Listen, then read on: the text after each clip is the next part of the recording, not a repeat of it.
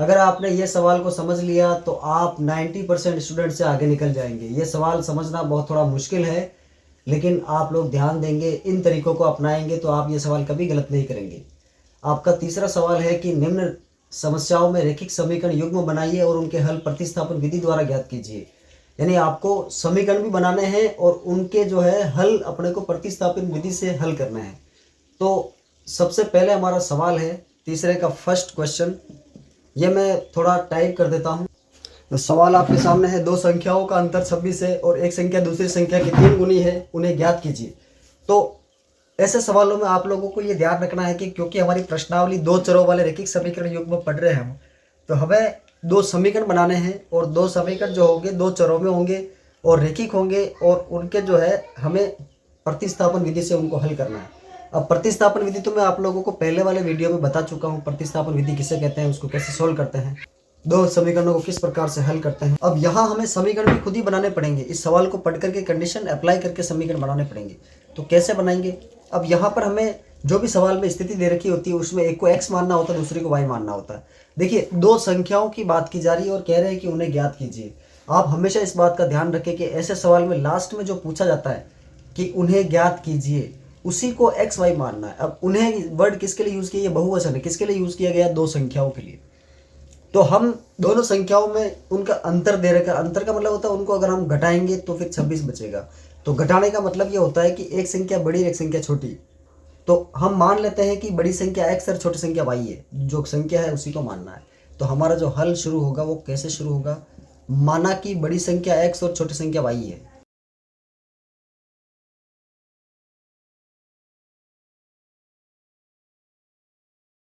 ये यहाँ तक हमने बड़ी संख्या को x मान लिया, छोटी संख्या को y मान लिया। अब प्रश्नानुसार अकॉर्डिंग टू क्वेश्चन, बड़ी संख्या x में से ये कह रहा है कि दो संख्याओं का अंतर 26 है। अंतर का मतलब हो गया कि बड़ी में से छोटी को अगर आप घटाते हैं तो ये अंतर है और ये 26 है। तो समीकरण 1 हमें प्राप्त होता है इस प्रकार से, ये कंडीशन लागू करके। तो प्रश्न के अनुसार हम समीकरण प्राप्त कर रहे हैं, एक संख्या दूसरी संख्या की 3 गुनी है। अब ये कैसे होगा, 3 गुना कैसे करेंगे? 3 गुना वाली संख्या बड़ी होती है और दूसरी संख्या छोटी, और हम ये जानते हैं कि x बड़ी है और y छोटी है। अगर हम x और y को बराबर करें, x बराबर y, तो ये दोनों बराबर नहीं हो सकती। ये बराबर कब होगी, जब आप छोटी वाली संख्या को 3 से गुणा करेंगे, क्योंकि एक संख्या दूसरी की 3 गुनी है। दोनों को बराबर करने के लिए आपको छोटी संख्या को गुणा करना पड़ेगा। जैसे मान लो यहाँ पर 2 है और इधर हमारे पास में 6 है, क्या ये दोनों बराबर हो सकते हैं? नहीं। 6 2 का 3 गुना है, 6 2 से कितना बड़ा है, 3 गुना बड़ा है। तो अगर हम 2 को 3 से गुणा करते हैं तो ये दोनों बराबर हो जाएंगे। यानी आपको छोटी संख्या को गुणा करना, जिस भी संख्या से आप गुणा कर रहे हैं। तो यहाँ 3 से गुणा किसको करेंगे, छोटी संख्या यानी y को करेंगे। ये आपका समीकरण 2। अब देखिए प्रतिस्थापन विधि में x एक तरफ रहता है, दूसरी संख्या, तो यहाँ तो सीधा प्रतिस्थापित इसी को कर लेते हैं। x का मान समीकरण 1 में रखने पर समीकरण 2 से, from equation second putting the value of x in equation first.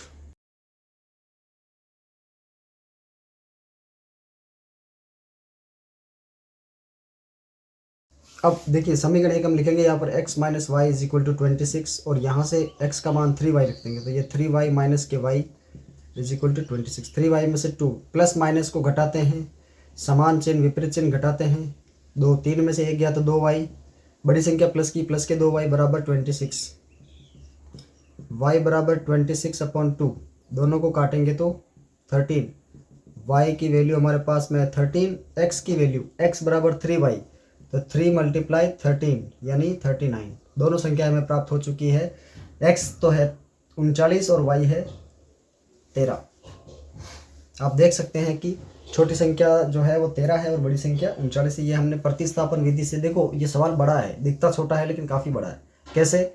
हमें सवाल से ही हमको इक्वेशन x y दो चर मानने हैं, उन्हीं के दो समीकरण बनाने हैं, उन्हीं को प्रतिस्थापन विधि से हल करना है। यहाँ पर हम ये भी लिखेंगे कि प्रतिस्थापन विधि से, तो आप यहाँ पर थोड़ा सा मेंशन कर लीजिएगा प्रतिस्थापन विधि। और ये जो सवाल आपका तीसरा का पहला है ये सॉल्व हो चुका है। अब हम बात करते हैं अगले सवाल की। क्लास 10 मैथ्स के सबसे डिफिकल्ट सवालों में से एक सवाल है ये, और अगर ध्यान से आपने समझा तो ये सवाल बिल्कुल आपके लिए ईजी हो जाएगा। देखिए दो कोणों में बड़ा कोण, दो संपूरक कोणों में बड़ा कोण छोटे कोण से 18 डिग्री अधिक है, उन्हें ज्ञात कीजिए। सबसे पहले तो आपको चर रूप में एक्स वाई किसको मानना है, जिनको ज्ञात करना है। ज्ञात किन्हें करना है, दो संपूरक कोणों को, जिसमें बड़ा कोण और छोटा कोण अपने को दे रखा है। तो हम दोनों में से एक को एक्स और दूसरे को वाई मानेंगे। माना कि बड़ा कोण एक्स व छोटा कोण वाई है।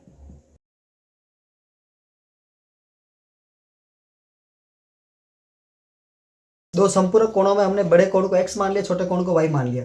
देखिए इस एक लाइन के अंदर ही दो समीकरण बन जाएंगे आपके। एक तो संपूरक से दो समीकरण बनेंगे, दूसरा 18 डिग्री से दूसरा से पहला समीकरण बनेगा संपूरक से, दूसरा समीकरण बनेगा 18 डिग्री से। तो कैसे बनेगा है कि दो संपूरक कोणों का योगफल 180 डिग्री होता है। तो यहां अगर हम x प्लस वाई को जोड़े, x प्लस वाई बराबर 180 डिग्री होगा, समीकरण 1। फिर ये कह रहे हैं कि बड़ा कोण छोटे कोण से 18 डिग्री अधिक है। तो पिछले सवाल वाली कंडीशन है, इसका पहला सवाल जो हमने किया था वैसी क्या कंडीशन है कि दोनों को अगर हम बराबर करें x बराबर वाई, तो छोटे वाले में 18 ज्यादा करेंगे तब जाके दोनों बराबर होंगे। यानी y छोटा है तो इसमें 18 जोड़ेंगे तो x के बराबर हो जाएगा। तो इसका दूसरा समीकरण कैसे प्राप्त होगा, x माइनस वाई बराबर 18, ये समीकरण 2। अब आप इसको प्रतिस्थापन विधि से हल करेंगे। तो यहां हम प्रतिस्थापन विधि से समीकरण 1 से, समीकरण 1 हमारे पास में क्या है, x प्लस वाई बराबर 180। यहां से आप प्रतिस्थापित करेंगे 180 माइनस वाई, यह है x का मान। समीकरण 3 मान लो इसको। x का मान समीकरण 2 में रखने पर, अगर आपने समीकरण, याद ध्यान रखने वाली बात क्या कि आपने अगर समीकरण 1 लिया तो आप उसका मान जो है 2 में पुट कीजिए, नहीं तो आपका सवाल गलत हो जाएगा।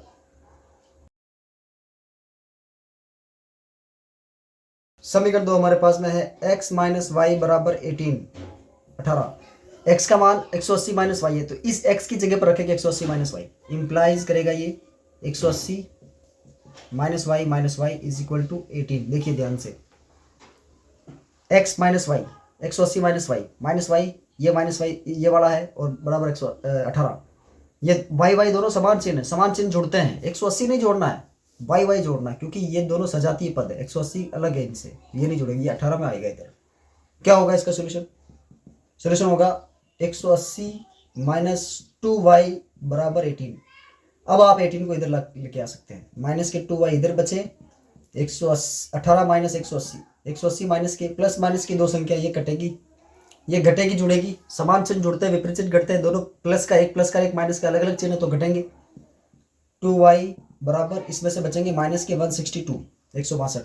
अब आप माइनस से माइनस को काट दो तो y की वैल्यू आपके पास आ जाएगी 162/2, इसको काटिए 81।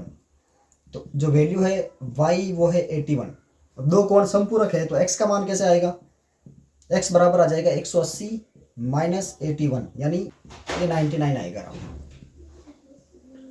y की वैल्यू 81 है और x की वैल्यू 99 है। तो ये दो आंसर अपना है, बड़ा कोण 99 डिग्री का है, छोटा कोण 81 डिग्री का है। तो ये दोनों कोण संपूरक कोण है और इस प्रकार से हमारा सवाल नंबर 2 सॉल्व होगा।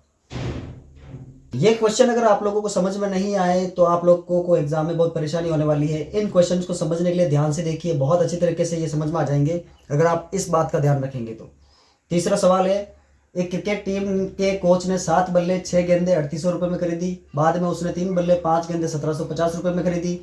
प्रत्येक बल्ले और प्रत्येक गेंद का मूल्य ज्ञात कीजिए। जो लास्ट में पूछा है उसी को एक्स वाई मानना है, तो हमें एक बल्ले का मूल्य x रुपये, एक गेंद का मूल्य y रुपये मानना पड़ेगा। देखिए कंडीशन यह है कि 7 बल्ले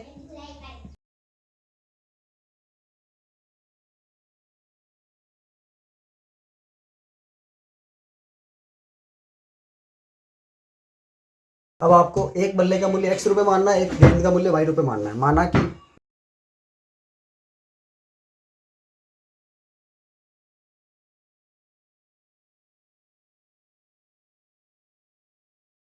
ये हमने माना है। अब ये कैसे होगा जी,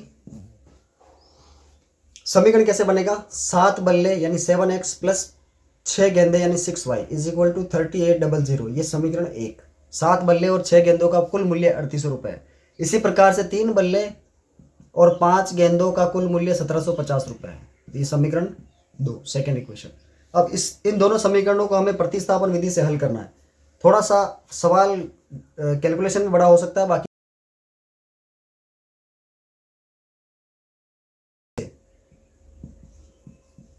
समीकरण 1 हमारे पास में है 7x plus 6y is equal to 3800।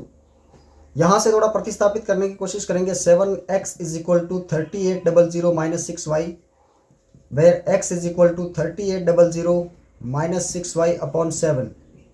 ये x का मान समीकरण 2 में रखेंगे अपन, ये समीकरण 3 है जी। x का मान समीकरण 2 में रखने पर y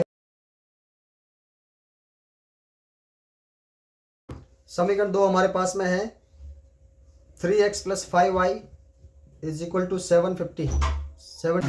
ये x की पूरी वैल्यू यहाँ पर पुट करनी पड़ेगी, थोड़ा सा बड़ा इस तरीके से थोड़ा सा ढंग से करना पड़ेगा, समझने की कोशिश करना आप लोग। 3800 माइनस के 6y/7 minus plus 5y is equal to 1750। देखिए इसको कैसे करेंगे। अब समस्या यह है कि 3 और 7 कटेंगे भी नहीं, तो इसको हमें 3 को अंदर मल्टीप्लाई करना पड़ेगा। 3800 को 3 से गुणा करके लिखना पड़ेगा। तो 3 से मल्टीप्लिकेशन अगर 3800 का करेंगे तो 120 में 6 114 माइनस 18y/7 प्लस के 5y इज इक्वल टू 1750।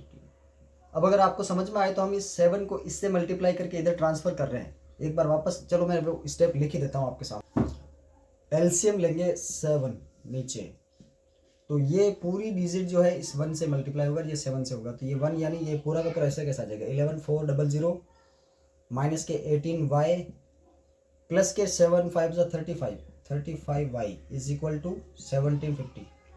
थोड़ा सा आसान ये हो चुका। अब 11400 यहाँ बचेंगे प्लस के 17y बराबर 1750 × 7। आप देख सकते हैं किस तरीके से हमने इसको किया है। अब यहाँ इसको 11 इनको मल्टीप्लाई करते हैं। ये 1750 और 7 का मल्टीप्लिकेशन है 12250 और 11400 को इसको इधर ट्रांसफ़र करके हमने माइनस कर दिया। माइनस करने के बाद में 850 बचे। अब y की वैल्यू आप लोगों के पास आएगी 8500/17। तो 17 पंजे 85, y का मान आया जी 50। अगर y का मान 50 है तो x का मान यहाँ से आएगा। y का मान समीकरण 3 में रखने पर by putting the value of y in equation third, x बराबर इक्वेशन थर्ड के x बराबर 3800 माइनस 6y/7। तो x की वैल्यू आएगी जी 3800 माइनस 6 × 50/7। x बराबर 3800 माइनस ये होगा 300 और बटे 7। तो x का मान आएगा 3800 में से 300 घटाए तो यहाँ पर देखिए इस तरफ ये बचेंगे 3500/7। तो 7 पंजे 3500। x का मान आया 500। तो जो आपका बल्ला है वो 500 रुपये का है और जो बॉल है वो 50 रुपये की है। एक बल्ले का मूल्य 500 रुपये, एक बॉल का मूल्य 50 रुपये। इस प्रकार से ये सवाल है।